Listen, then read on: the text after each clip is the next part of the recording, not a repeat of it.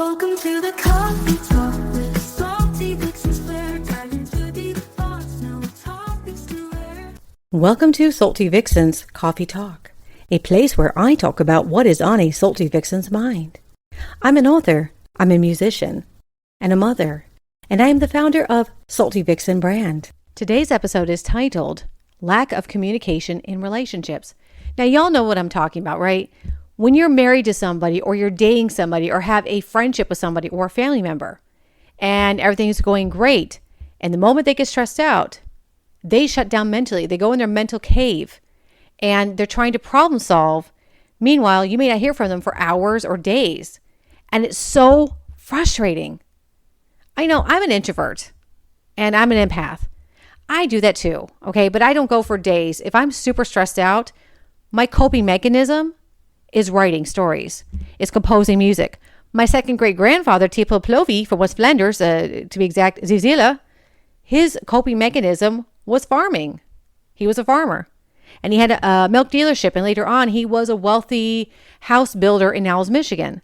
And so when he got stressed out, when the second wife was having a female moment, you know what I mean, like arguing because probably was justified because she's frustrated, he would walk away instead of talking to her.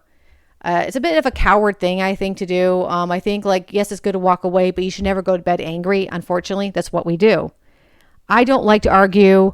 I tend to walk away and come back when things calm down. My ex-husband was abusive, so he would argue with a falling leaf if he could. I mean, he was just here today, and that was a nightmare. Just arguing about every little thing. His latest thing today was he picked up the kids for lunch, and I said, my son can't go yet until he finishes cleaning up his playroom area. And my ex-husband said, that's not my job to tell him. I said, well, while you're here, please let him know to clean up. And see, when I was growing up, when my dad would pick me up from my grandparents' house, if I didn't have my room clean, my dad would sit and wait and he'd be frustrated. So, it's responsibility as a parent, even if you're an husband, you're still there. And if there's rules and chores, the kids need to follow that. They need structure. But when you have that one parent going against you, it's frustrating. But that's another story for another time. You know me, I'm a storyteller, big old one. I'm a half Appalachian. That's what I do. So anyway, I'm kind of seeing this guy. I like him a lot. He is my cuddle buddy, my hangout buddy. And, I've been a full-time single mom for a very long time. Dating has been so bad. I've talked about it over the years. That's why I created saltyvixenstories.com. Originally a digital magazine that I focus now just on my erotic audio stories daily, Monday through Friday, and also my Love Erotica non-audio. However, my digital magazine is definitely making a comeback. I've got my advice column back on. I got my other things like keeping romance alive. So yes, everything is popping back, but it's still going to be like when you go into my site, Salty Vixen Stories, it's going to have my YouTube channel, the latest videos. Below that, my bedtime stories with Salty Vixen, erotic audio stories. And below that, my Love Erotica. And below that, love, sex, relationship, advice, and also recipes and just random things like that. PDFs, booklets I make, free ones. I did one today about love coupons because we want to keep romance alive. And since I'm not having romance, I want to help you. And so, it's hard. It's dating, relationships in general is just hard. I heard a podcast a few weeks ago, or actually it was a month ago, and this guy, I know him, we grew up together, and I happened to find the podcast one day, accidentally. So I started listening to it. I'm like, oh my God, hearing his voice again. I love his voice. And he was saying about his marriage that he was burning candle on both ends. So, they're overworked, they're overstressed, they're both parents. And I'm like, look, I've been there, done that. I totally get it. And it's, if you don't work together, that's when the relationship starts to crumble from inside out, right? So ground up, basically. And you don't want to have that. If you love that person, you fight for them, you work together. But unfortunately, in relationships, a lot of people don't work or people cheat. And I've talked about where Salty Vixen creation came from. Someone I love dearly. But we had a sexy relationship and he ended up being married. And I had no idea at the time. Once he told me, it should have stopped. He continued to message me. I checked out. Then I was at that point saving everything. I did hand everything to the wife because it's not cool what he did. And actually recently for my own mental health, I sent him a message.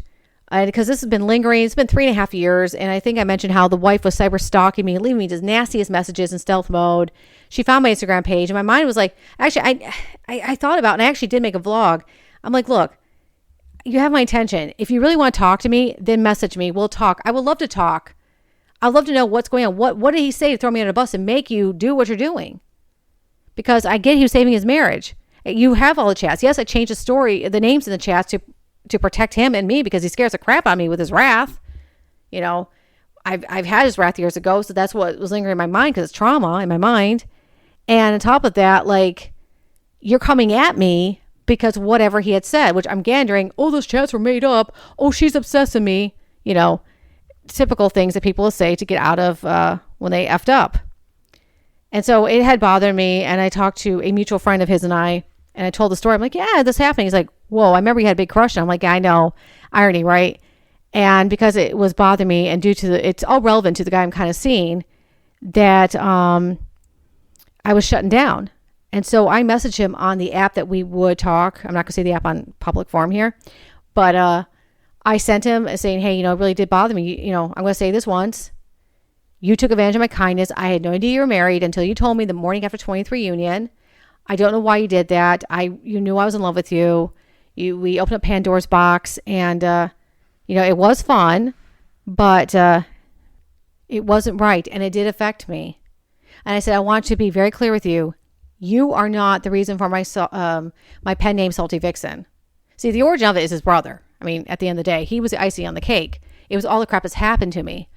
And then I followed it up with, I always will care about you because you always were important to me. I existed with you. You're the first person that taught me how to march, And I said, my doctor, my alpha male, my dumpster, which is a character in one of my stories, because he is a thought muse for a lot of my stories. The person I knew, because everyone else in my life has let me down, even though he did let me down. But back in the day, he did not. He was there for me. He would wipe my tears away when people made fun of me. I mean, yes, I was attracted to him. I mean, I still am. And that's because your first love, even though we didn't date back in the day. But yeah, I mean, love comes in many different forms, right? I didn't have many friends. I was bullied a lot. So he was, always there for me. So I sent that and he did read it and he did not respond, which I wasn't expecting him to, but I finally stood up for myself and it felt so good because this was bottling up. I was letting it consume me. Remember I said lack of communication. Well, this is kind of where it goes hand in hand because I do keep my emotions bottled up. I was taught that way. I think our generation, 45 and older generations, were taught that. And he was the type of guy I remember in high school, when he'd be stressed out, he would go in his own mental cave and he would be on a drum pad and drumming really amazing rhythms. I mean, he was so freaking talented. And I would say, is everything okay with him? He seems stressed because you can cut the tension like, with a knife and spiritual tension, And his friend said, don't bother him. He's in the mood. I'm like, oh, I don't care. And I walk up to him like, hey, how's it going? And he go, drumming. And he paused, look at me. Hey, Salty, how are you? Well, good luck today or whatever, He's like, you too. And he go back to drumming. And I made him smile for that brief moment. It's just what I did. I liked making people smile, which you should as humans, be kind to one another. So that with him, the reason I'm bringing it up because he was my person I was in love with at one point. We had a sexting affair. The communication was really bad. I mean, he didn't communicate certain things and he was really pissed off that I told his wife like what was going on. And he's still holding a grudge because how dare I speak up? And yes, I know you probably shouldn't be talking to me. That's true. But I wanted to say, I just want to have bittersweet, like hug it out and that's it. But of course it wouldn't happen. I was hoping it would. Plus he's a good hugger from what I recall.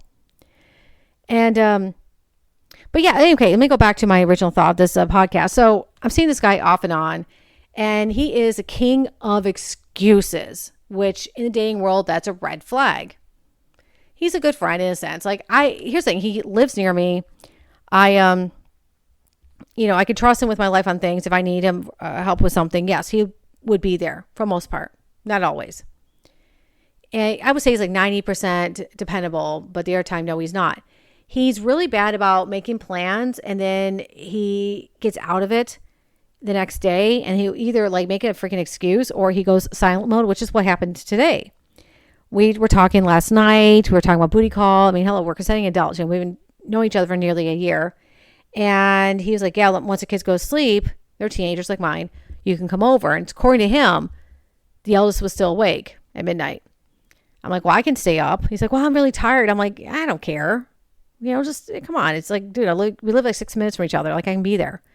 But, he was sleepy. And so his excuse on that. But I, legit. And he's like, we're going to plan it. Look, he's like, look, I've got the afternoon off, right? And you can come over. I would love to come over. And what time? Then the story sort of changed. Well, my ex-wife's going to do Christmas with the kids, and because he went to another state with his kids and with his family. And she's going to come over here, or the kids are going to go to her place, but I know they don't want to go there. You know what? I'll pick you up for coffee and we'll talk, and they can have it out with me about not having, a booty call and things like that, right? And I said, okay, well, I don't do coffee, mid-afternoon. He's like, don't worry, but we'll figure it out. Okay. It's now, 5:29, 5:30 in the afternoon, Eastern Standard Time. I'm making this podcast because I'm incredibly frustrated. Do you think the date happened? Ding, ding, ding. No, it did not. And I've been reaching out since 3 o'clock. I'm like, dude, what's going on? And the last text I sent was, stop with the excuses, stop being silent. Just tell me what is going on. Why do you do this? Make plans every time, get me excited, and back out. What the heck is going on? And you're going, oh my God, Salty, there's a red flag. Yeah, it is. But the thing is, he's not married. He is divorced. He doesn't have another woman. He has anxiety. Okay. He's introvert like I am. What is going on? And I have a feeling something to do with his ex-wife. I mean, it's the only thing I could think about. But my ex, the hot guy, the blast from past one I was talking about, where he had the sexy relationship, he would do that to me too. He'd be like, we're going to plan, I'm going to come over to where you're living, or you can come fly in, and we're going to see each other. In fact, your 20th reunion, I'm going to meet you at the hotel, and we're going to go out for dinner and this, and like, it was planned many times. And then the morning after a 20th reunion, well, I can't do this anymore. Why? Well, because I'm married and all. I was like, oh, you did not treat me like I was your virtual mistress. Somebody knows me. What the hell, dude? Why would you do that? You knew how I felt about you, and it's, with him, it's more of a trauma bond, but unfortunately I associate a lot because when I'm on these dates or I get to know people, and I don't let people in, like this dude, I associate with him, the same mannerisms that this dude would have done. Same thing. And it's so damn frustrating. In fact, the Blessed and Past dude would give me silent treatment even before we had our sexing thing. I'm talking about way back in the day. When he gave me the wrath, he gave me silent treatment. I'm not going to apologize to her. No, she should quit. He gave the wrath because of I walked out field during marching band camp. He came back to help out. He had just graduated. I was now a junior at playing cymbals, and I was tired of his shit. And I sat down and got some water. Although the cover story was I was just really thirsty. No, I was tired of his shit. I was tired of his behavior, how he was treating me. Went from being nice to treat me like crap, and no one should be treated like that. And I sat down and flirted with his best friend. I didn't know what flirting was back then, but I look back on it, and it pissed him off. And he went in rage mode. How dare I flirt with his best friend? Oh no. So, it's just, but he didn't want to apologize. She should quit band, or she needs to work hard. Like, it's the same mannerisms. It's like a narcissistic behavior. Now you're going, well, what about this dude? Is he a narcissist? No, I don't think he's a narcissist per se. I think like he's gone through a lot of trauma. He's been hurt a lot, but yeah, he does this whole thing constantly. And it's wrong that he does this. He knows it's wrong. Like, I broke up with him in September because I was tired of his shit. And he reached out to me, and I guess he reached out to me over the months, but I didn't bother responding. I was so like fed up. Anyone would be, treat someone like this. And then because he doesn't communicate, he just goes silent mode, or he doesn't say anything. And unfortunately, in the dating world, I see online, I read in forums, Reddit, etc., that this is a huge, huge, huge thing. Lack of communication. And why? Because are they lying about something? More likely, yes. Why? What's accurate? What are you doing? Tell me. Stop with the excuses. Do you have bad anxiety? Okay, cool. I can see that. But when this is going on for nearly a year, it's more than anxiety. And it's insulting. And it's wrong. And I've told many times, it's very hurtful what you're doing. Over Christmas, he's visiting family, and I'm not expecting to be on the phone, but it would have been nice if he had communicated with me at night. I didn't hear from him 3 days, and I go, what are you hiding, dude? You're doing the same shit. I'm hidden in your life. You ain't hidden. Then talk to me. Well, I wasn't near my phone. I was with, driving around with my family and this, that. I'm like, but you still could have communicated with me. And it's so hurtful that you do this constantly. Why? Now you're like, just dump him. I think I'm so drawn to him. I don't really have any friends, and I don't really know what a healthy relationship is. I've never had one. This is the closest, healthiest I've ever been in. And it's sad to say that. I really, really like him a lot. But it's so sad what he does. But so did Blast from the Past. So hurtful. My ex-husband, so hurtful. Everybody has disappointed me my whole life. And I'm so tired of it. And they wonder, and these men don't get why women, and men too, I mean, look, we get emotional. We know something ain't right and you're treating us like this. We're going to blow up your phone going, what the hell are you doing? Why are you doing this? Why are you ignoring me? Stop being a coward. Like, it's just freaking odd. It's been an hour since I texted him and absolutely no response. This is what I said to him. Stop ignoring me. No excuses. What the hell is going on to ghost our date again? Like, it's odd behavior. And, it's so hurtful what he's doing. I copied and pasted that text again. I know I should leave him alone. But let me ask you out there, what do you do? With the lack of communication, people, how do you cope with it? Because it's such a headache and it's not good for your mental health. And you really shouldn't be dating someone like that. But unfortunately, it's bad. And I can tell you, the guy I'm kind of seeing, he'll probably not talk to me at all tonight. He'll be at work tomorrow. He will continue silent treatment and come up like last time excuse. I'm sorry, I had a lot going on. And I'm like, you got to stop the excuses. It's bullshit at this point. And it's so insulting what you're doing to people. How you treat somebody. Like they don't exist. And it's not right to do that to someone. And, I think he's a good father and I think he has great qualities, but this is his same mannerisms. But when we hang out, oh my God, the passion's great. And it's like, I love hanging with him. So we do hang out, but it's once or twice a month if I'm lucky. And like I said, in August, we didn't see each other at all. So I just don't know what to do, lack of communication. But my dad does this crap too, the lack of communication. We stress out, he shuts down. I have a lot of family members that done that. I mean, this is not like it's uncommon. Yes, it happens, but it's so frustrating and it can break a relationship. So many divorces happen because of this, because the other partner is so fed up. My grandpa Cressy, who was married to my grandma Jean, they had 2 kids, 2 boys. And my grandpa Cressy is like me, an empath, introvert, an emotional thinker, a deep thinker, very creative. And when he was shutting down, he would go drinking. Now, I've never done that. Me, I just write. Because his wife would not listen to him. He had family members that wouldn't listen to him, and he just couldn't deal with it anymore. And so I think if my grandma Jean had listened to him and was there for him, but she didn't understand emotions, things would have been better in their marriage. Same with Prince Harry. I knew Prince Harry personally from Polo in 2004. I was a patron for Sent to Bali 2013 to 16. And Harry walked away from all the bullshit. The lack of emotions. Shit happens, you move on. And it's like, but don't you understand? I have feelings. I'm an empath. Like, I need to talk so I can go move past this. It happened a long time ago. Just move on from it. And that's why the rift has happened.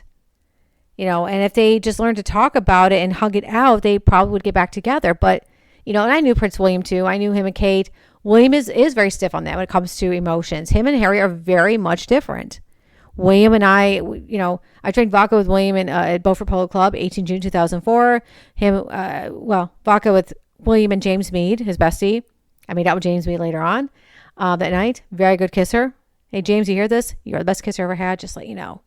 But that was 18 June 2004. But, I was trying to tell William something, and I remember grabbing onto his arm because I was probably a little drunk at the time, but I'm like, I didn't like how James Mead had his, hand on my leg at the time. I was feeling incredibly uncomfortable. And William pulled his arm away and he just didn't want to hear that. He wouldn't listen. William is not a great listener. He is, the PR version of him is, but in reality, people know him personally. And I knew him on a personal level, even for that moment. He is not a great listener. Harry, on the other hand, is a wonderful listener. He's a hugger. I got in a tablet where it looks like I'm dancing to Harry. I wasn't. We were hugging because I was crying because of what a mutual person had said about me. And it was very hard on me. And Harry stood up for me. I didn't know Harry that well. That's the difference between William and Harry. And, Harry and I are so much alike. And I haven't talked to him since 2016, but, I knew Harry from 2004 to 2016. Yeah, we are so much alike. Our personalities, I get it. And it's, I think there's a true statement to say, there's something about that. Introverts and empaths, we tend to come together we understand each other. But the problem is we want to be with extroverts. And when you marry an extrovert as an introvert, it's not, sometimes it works, but generally it doesn't because people don't understand you. So going back to the guy I'm kind of seeing, yeah, it really pisses me off how he's acting. But because he's an introvert, I get it. But it is bad behavior he does, and it's so damn hurtful. I just, I texted him 5 minutes ago, the same thing, and absolutely no response from him. Like, he has put the phone down, and he knows he fucked up. This is his MO. Why? So, to be continued on my adventures of what the hell is dating all about nowadays. And it shouldn't be this difficult.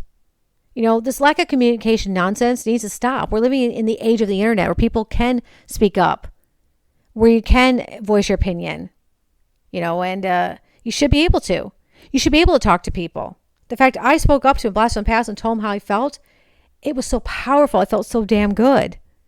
I was proud I did that because the first time in over 30 years, 35-ish years, I told him how I felt. And in a way, it was kind of my junior high school self when I was in 11th grade, when he gave me that wrath. The one thing I had regretted for years, why it lingered so much, I never stood up for myself with him. And even after the affair ended, I never stood up myself. I told him off, and we had a wrath conversation, granted, but I never got to say, it wasn't right what you did, dude. And I didn't even tell him his wife had been cyber stalking me. I decided to leave that alone. I'm like, what, she's calmed down, but I almost did. But I'd rather not. I'd rather he gets his shit figured out together. I wish him well. I wish him love. I'm away from all that. But unfortunately, I'm always going to be the ex, and for her, the mistress of whatever the hell he said to save his soul, which irritates the shit out of me that he lied to make me look bad. But that's what people do when they fuck up. They lie. But the problem is when you lie, karma hits you. And what the guy did not understand, or what the guy did not realize, that I would have a podcast, that I would become a successful author. I'd be able to have my voice. Because he thought in his mind, well, she never had a voice. She's not going to say anything. I'm sure that's what he thought. Because people knew that I was shy and timid. But the thing is, I'm 45 years old. I'm too old for this shit. So, all right, my lovies, I'm going to end this podcast. Hope you have a lovely day and happy New Year, my loves. Bye. Come and share with me. So let's chat about the highs, let's chat about the lows. In this cozy little corner, anything goes. Every sip tells a story, every word brings a smile. With every conversation, we'll go that extra mile.